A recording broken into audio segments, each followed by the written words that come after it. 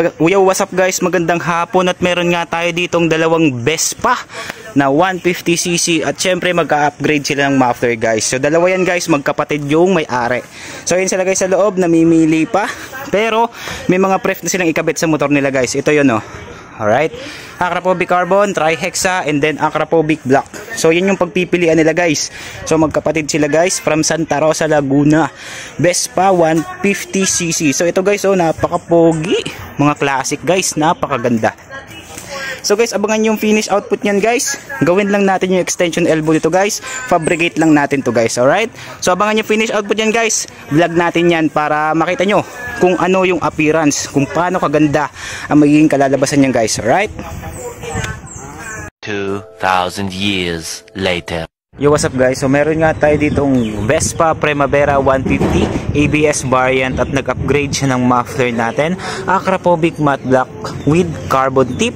Plus nag-slip on tayo ng elbow guys with Y bracket para malinis tingnan guys. So ito yung naging appearance, ito yung finish output guys. Napakaganda, 'di ba? Bagay na bagay siya guys, para lang siyang stock. Syempre may kaunting diin sa tunog. So syempre sound check tayo without silencer, di natin nilagyan ng silencer yan guys.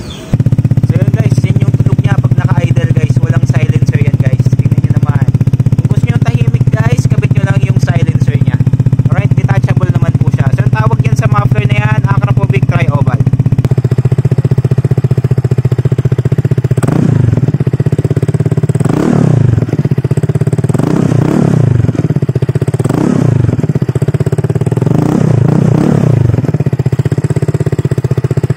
So yun guys, narinig nyo naman kung gaano ka-solid yung tunog. Walang silencer yun guys. So kung gusto nyo yung tahimik, ikabit nyo lang yung silencer. So dito lang yan guys sa Marjo Accessories and Mufflers, located at Metroville Subdivision, Pook, Santa Rosa City, Laguna. So dalawang Vespa pala guys ang ginagawa natin. So mamaya, pakita ko rin yung isa. Alright? So ito guys yung appearance, Vespa Primavera 150 ABS variant. So ito po yung finish output. So napakaganda naman, di ba? Poging-pogi. So yung client natin ay from Santa Rosa. Hindi na natin siya ipapakilala guys, pero solid si sir. Maraming salamat and ride safe.